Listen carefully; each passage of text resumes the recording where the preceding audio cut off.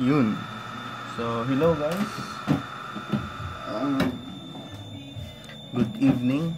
So, today is October 20, 6:13 PM. So, yun. So, yung problem natin, ito yung problem natin ngayon. So, method of joins pa rin tayo. So, yun. Problem, ano to? 407. Ito. Problem 407 state that in the cantilever truss shown in figure P-407, compute the force in members AB. So, pili lang yung members guys. AB, BE, and DE. So, AB. So, ito, member AB, BE, and DE. Ito. So, DE, BE, and AB. So, and, of course, yung method is method of joints. So, yun. Idodraw ko lang to guys, saglit. Forward ko lang to ha. So, hintay lang.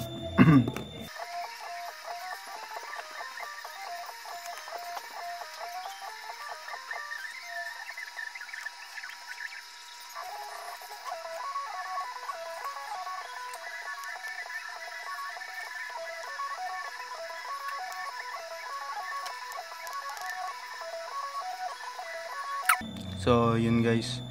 Zoom ko lang konti, no? So, pasensya na sa drawing. Medyo hindi siya nakuha ng maayos. So, kailangan medyo yung triangle dito is dapat nakaganyan. So, yung sa akin is medyo pangit. So, never mind. So, ngayon, ang pinapahanap sa atin is members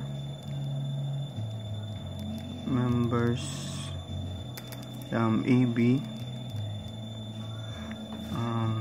then BE and DE. So ito yung mga hahanapin natin guys. So still method of joints ang gagamitin natin. So kaya nga sabi ko last time, ang first joint na isusod natin is yung pinaka less na members. So in this case, meron tayong member A, or I mean joint A. So meron siyang dalawang member and one force na known. So masolve natin kasi nga ito 90 degrees yan sila. So yes, masolve natin, makasolve lang tayo agad. So yes, start tayo. So at joint A, so gawa tayo ng cross dito representing yung joint A. So meron tayong ganito dito, naka 30 degrees. Ito yung member AB, 30 degrees, and ito yung AC, and ito yung dito, laki ko na lang sa baba yung 1000 LB. So meaning ito is 60 degrees to, kasi 90 degree, yes yan. So summation of forces X and two equations to unknown. Okay, so yun, two equations to unknown tayo guys. Summation of forces X equals to 0.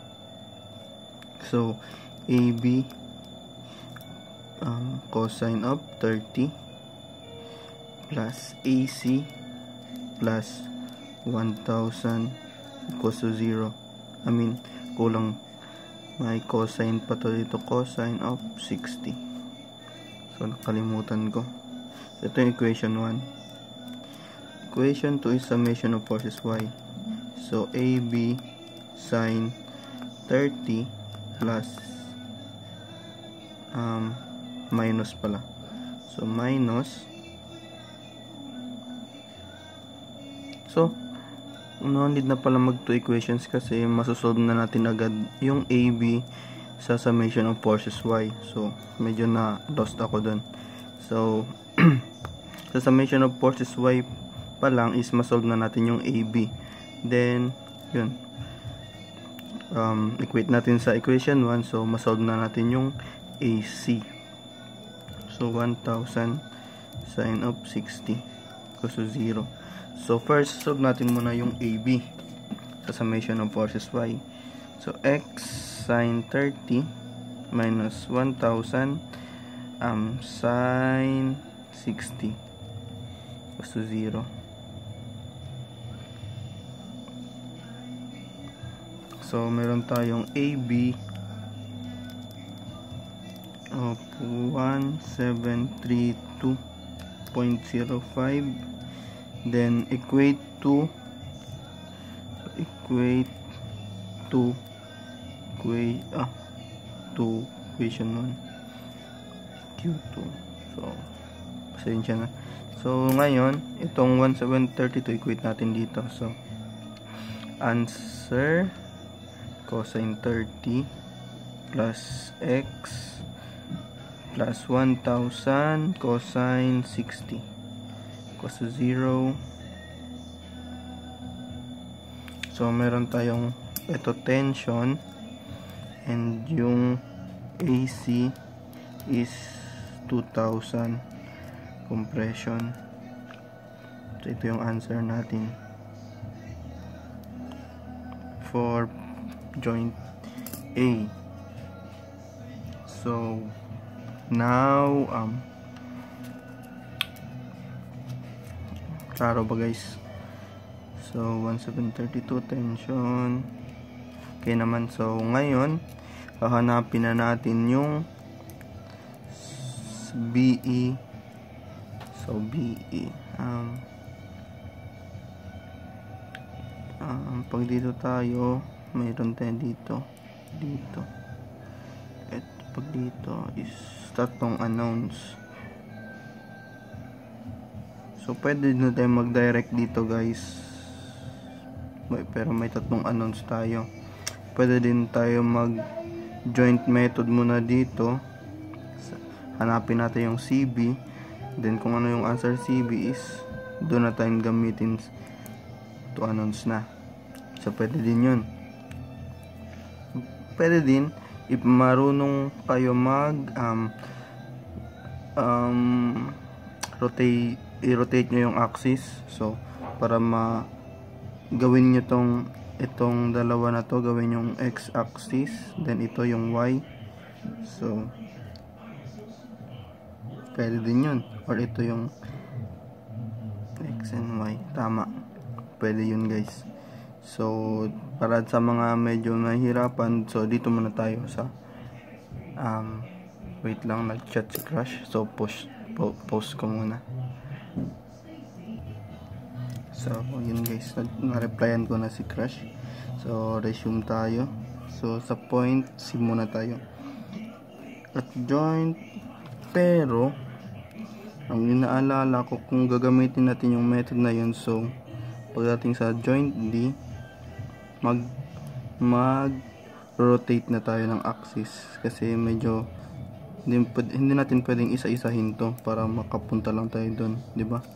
So sige, so sa joint B na lang tayo guys, diretso. Wag na tayo magpunta dun sa joint C para sa dito sa second rotation may idea na kayo kung paano. So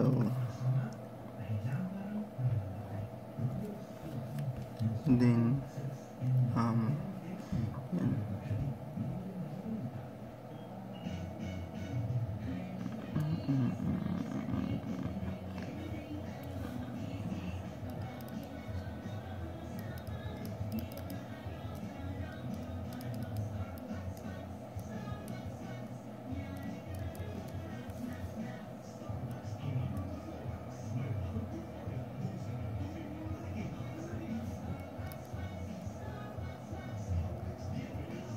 So yan, meron tayong 30 degrees.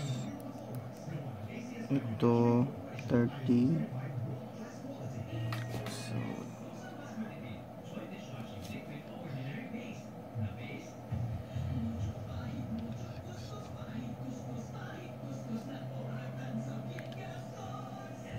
ito, so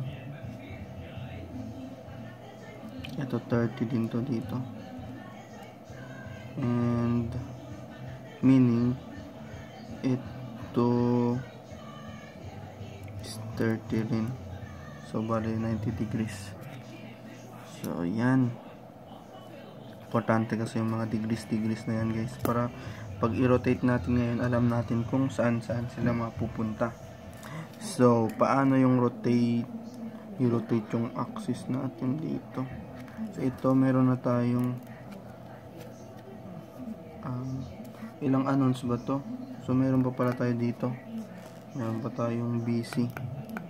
So tatlong annons natin, 1, 2, 3.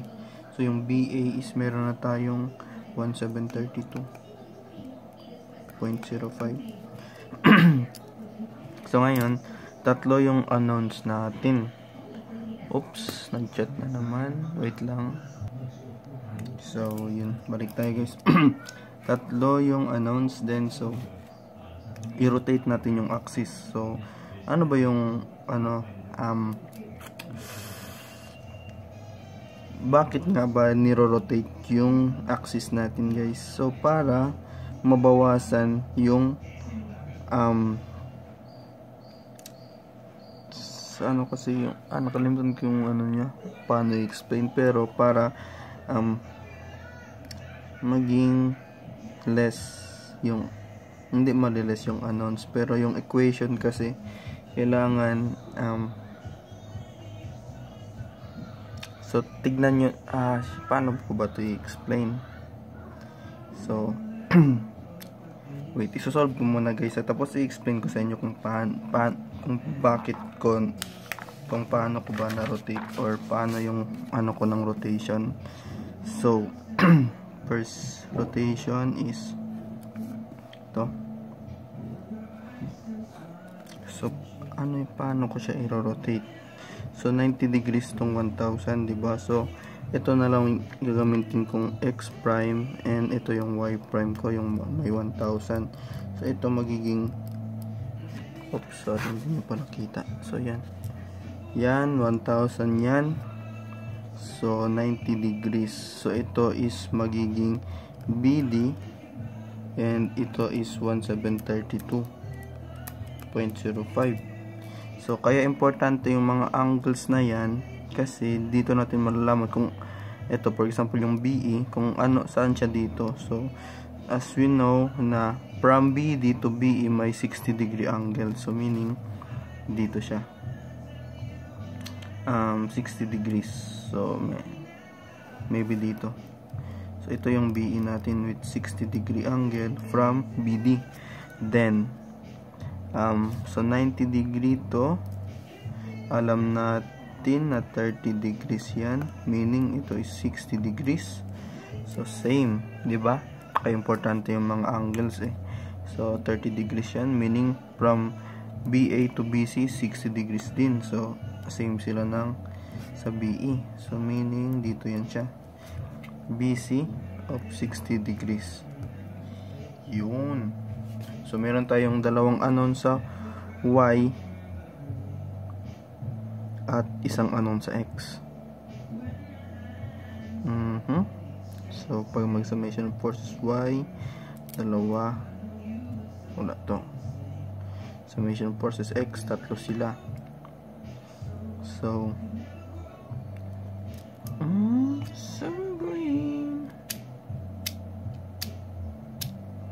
same pa rin naman pala guys.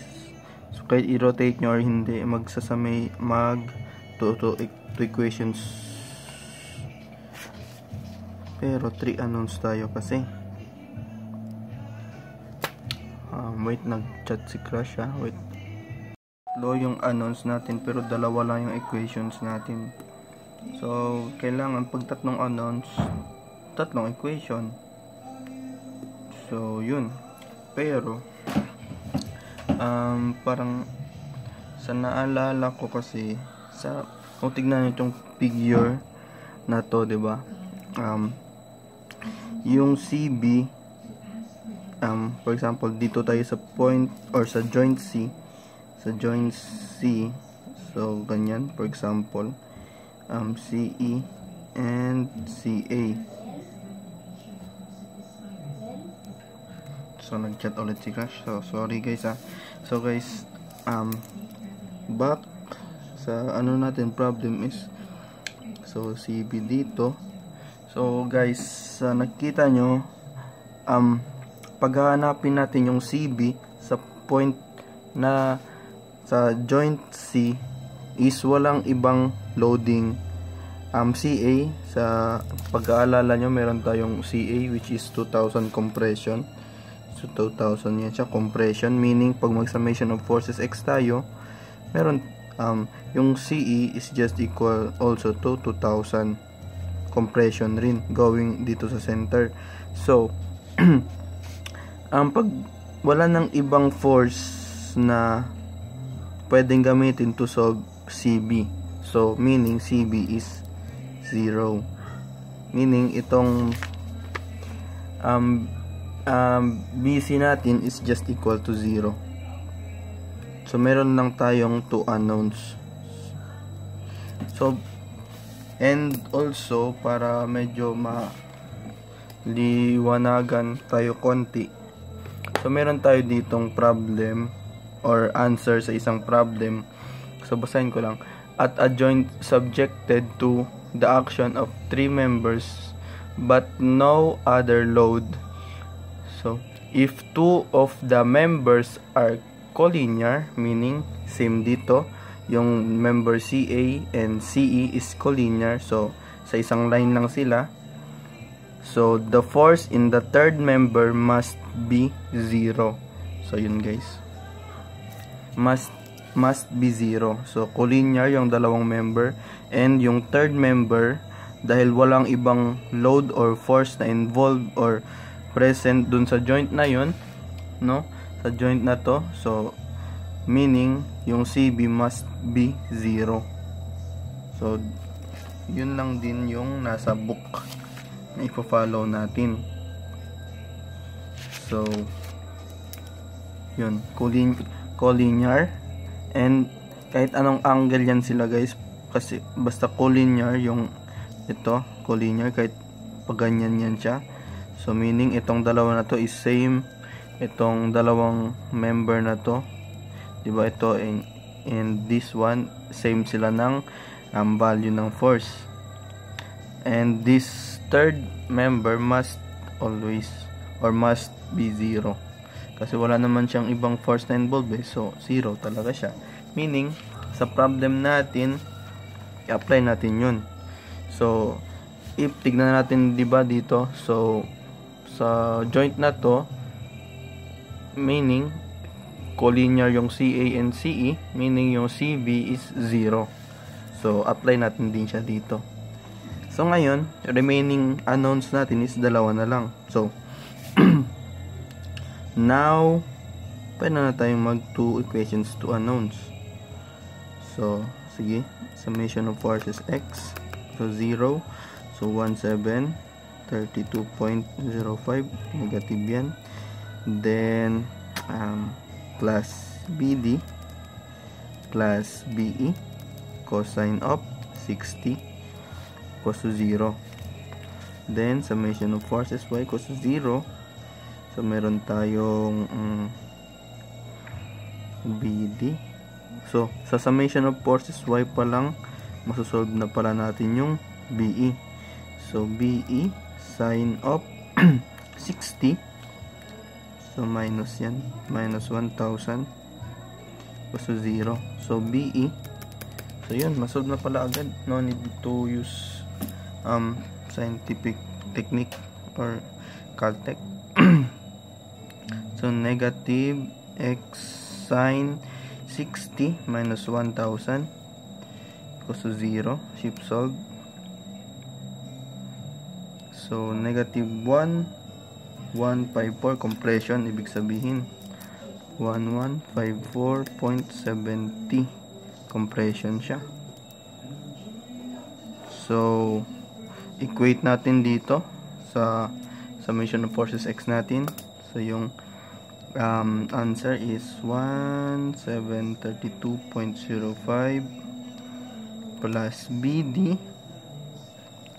So x yan, siya yung x plus BE, meaning compression. Gawin natin siyang minus 1154.70 cosine of 60 equals to 0. So yung BD is equals to 2309.74 tension. Yun. So yan. So i-compare natin yung answer sa book. So yung answer sa book is for kanina sa AB is 1732 tension.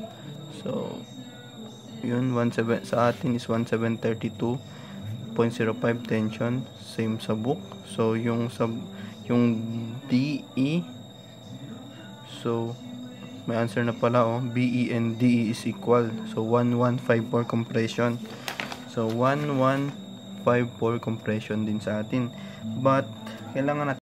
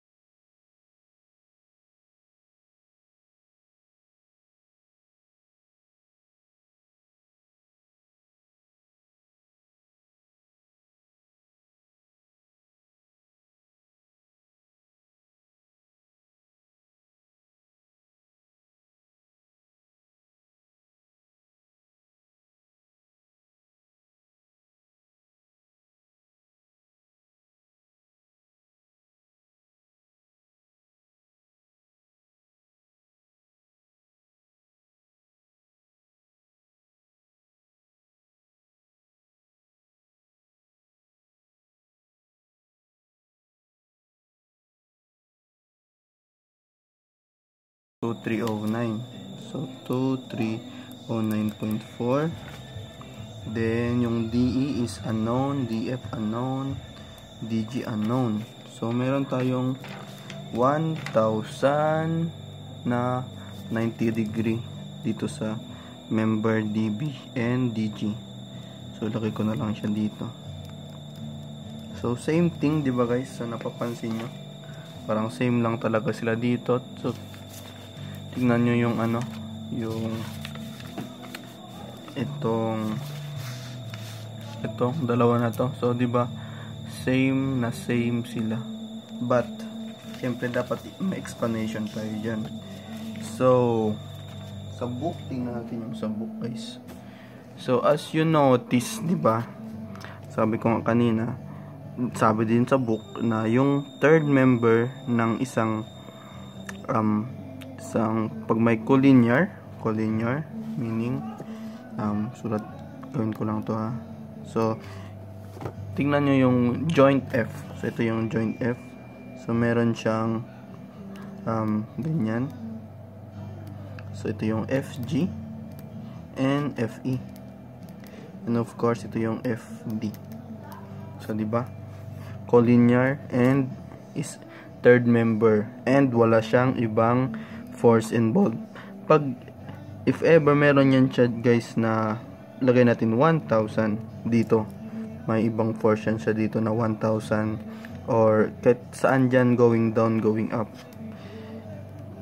meaning meron to siyang may value yan siya. May value yan. Pero dahil wala, so nakikita nyo walang ibang at that joint, wala ng ibang force, so walang load, meaning base din sa book dito, so third member must be 0, meaning 0 na yan. FD is 0, so DF is 0, meaning may 2 unknowns tayo. So same thing sa previous sa joint B natin, sa joint B. So joint B to. So yan. Ito joint D. Yan. So same thing sa joint D. So alamin natin yung mga angles. So more or less or same lang naman yan sila ng angles. So dito 30, dito lang medyo siguro magkaiba. Tingnan natin ang importante kasi yung angle eh. So 30.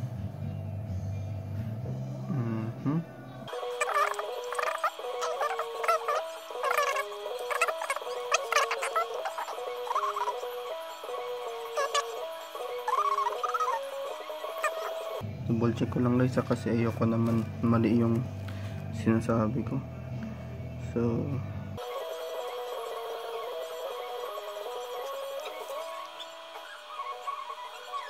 paano yan? Anong nangyari? Nawala yung flash ko kasi lobat daw. So klaro din naman. Sige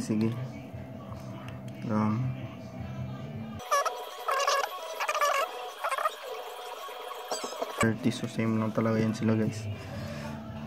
So pag may mali ako guys, correct nyo lang ako dun sa comment section. Pwede nyo akong isumbong kay Tulpo, pero wag naman. So ngayon same, the equations to unknown tayo. Summation of forces x equals to 0. So meron tayong medyo mahirap diba guys kapag hindi natin siya i-rotate. So maraming forces involved pag mag summation of forces y tayo. So yun din yun, summation of forces y. So may dalawang involved, dg and de. So summation of forces x, meron din de and dg. So yun din yung advantage nya. So mas okay siguro pag gawin natin tong x prime and ito ulit is y prime, diba? Kasi pag mag summation of forces x tayo, dg lang yung involved and de. Pero pag mag summation of forces y tayo, masolve agad natin yung de. So yun pala yung maganda sa pag-rotate, diba? Masolve natin agad yung isang unknown. So meaning ito is 2309.4, ito is dg, ito is yung 1000 pounds. So klaro pa naman guys, no? Wala na akong yung de, so 90 degrees yan.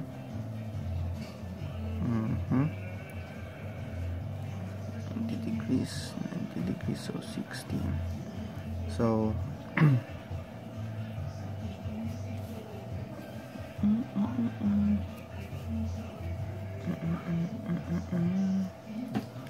so yung dg, then de is 0.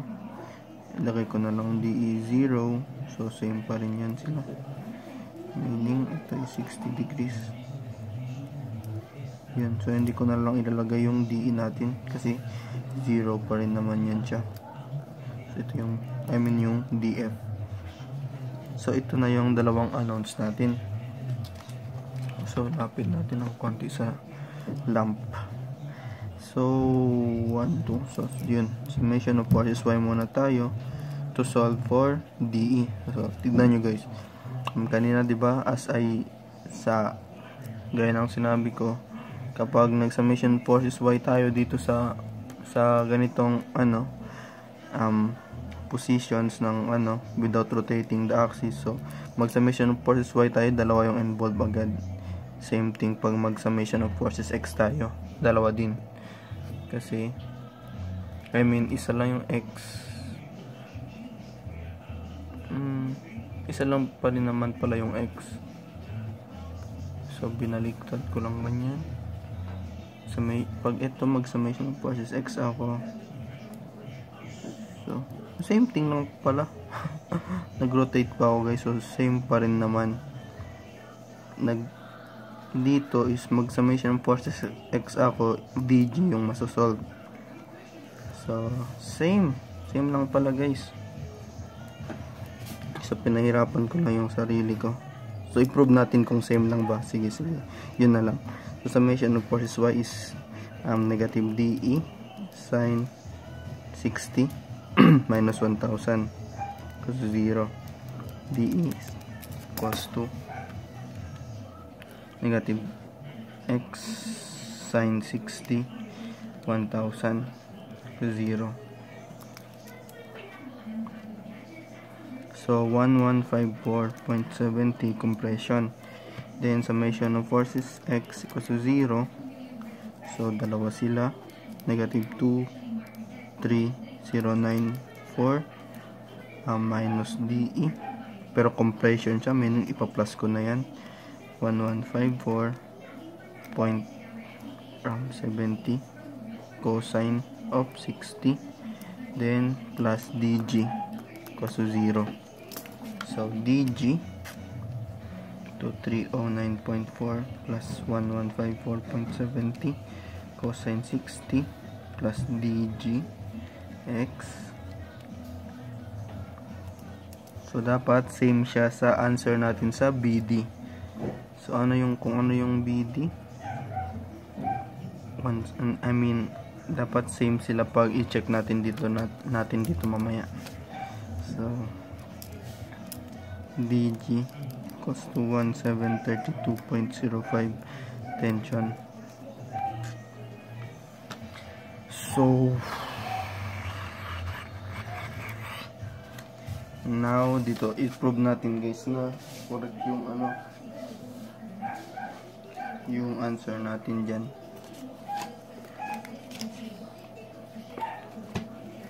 Prove natin na. So summation of forces x equals to negative 2309.4 cosine of 30, then meron tayong 1000 plus 1000 cosine of 60, then dg positive pa rin plus cosine of 30 so 0. So ngayon i-prove natin na yung dg dito is same sa dg natin sa baba, which is 1732. So hindi nyo ba nakita kanina yung so ito. So prove natin 2309.4 cosine 30 plus 1000 cosine 60 plus x cosine 30 cosine 30 equals to 0. Shift solve, dapat 1732. Yun, tension, tama. dg equals to 1732.05 tension. So summation of forces y tayo, dapat 1154 compression siya. So lahat na ng force involved. Tingnan nyo guys yung difference ng nag-rotate tayo at wala. So sa summation of forces y, ang raming force na involved. So meron tayong 2309.4 sin 30, meron tayong 1000 sin 60, meron tayong dg positive 1732.05 sin 30. So meron tayong minus dE. So medyo magulo na siya. So tingnan nyo, dito dalawang force lang yung involved, dE and 1000, pero dito sa original na natin setup is 1, 2, 3, 4. So apat sila para mahanap yung dE. So dE is equal to, So yun lang, yun siguro yung maganda pag mag-rotate. Konti lang yung force na involved sa equation. O 9.4 sin 30 minus 1000 sin 60. So nag-chat na si Crush, pero tapusin ko lang to. Sin 30 minus x equals to 0. Dapat 1154 compression. Yun, diba? 1154 compression. So yun, tama naman. So sa book hindi naman pinakita yung DG. So yun, yung pinapahanap lang is selected member lang. So yun guys, yung ano natin, yung zoom out ko. So yan, first ito yung solutions natin lahat. So remember guys, yung ano natutunan natin ngayon. So kapag collinear, and walang, pag 3 members yan, collinear and walang force, ibang force na involved, ibig sabihin same dito sa ito. So collinear yung CA and CE, no for other force involved, meaning yung CB must be 0. So according din yun sa book, no? Follow lang natin yung book. So yun, yan. So yan, nag-joint A muna tayo. So 2 equations to unknown, or hindi naman tayo nag 2 equations to unknown, diba? Wala naman sa lahat ng ano natin, wala, na-solve na natin siya agad sa summation of forces Y. Then dito nag-rotate tayo. So yun pala yung pinagkaibahan guys, no? Nag-less yung equation natin, force involved sa equations. So ibig sabihin ito, same dito, naging dalawa lang yung involved na forces sa summation of forces Y. Same thing dito. So napatunayan natin na mas okay pag i-rotate siya, pag hindi kayo mawala sa sa mga angle, kasi medyo nakakalito minsan. So yun, ito yung joint din natin. So 'di ba, pag pinalo natin yung original na setup, mahaba yung forces X, mahaba din yung forces Y, kasi lahat na ng force involved sa forces Y. So pero nung na-rotate natin, naging ito. So yung summation of forces Y natin is ito lang, DE sin 60 minus 1000.